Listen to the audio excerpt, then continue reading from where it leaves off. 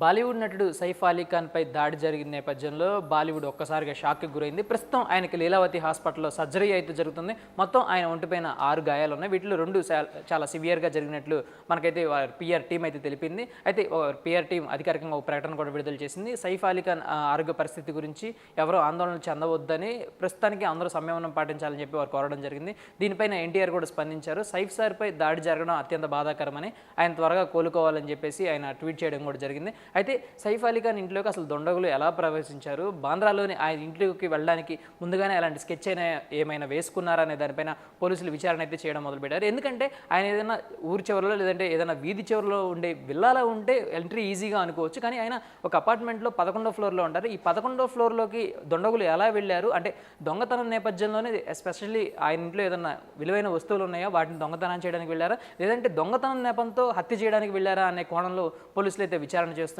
ఇంట్లో పనిచేసే సిబ్బందితో పాటు అపార్ట్మెంట్లో పనిచేసే సిబ్బందిని కూడా పోలీసులు విచారిస్తూ ఉన్నారు. కింద ఉన్న సీసీటీవీ ఫుటేజ్ని కూడా ఒకసారి వెరిఫై చేస్తూ ఉన్నారు. మరి కాసేపట్లో లీలావతి హాస్పిటల్ నుంచి కూడా అధికారిక ప్రకటన అయితే వెలువడనుంది. సైఫ్ అలీ ఖాన్ ఆరోగ్యం గురించి హెల్త్ బులెటిన్ అయితే విడుదల చేయనున్నారు.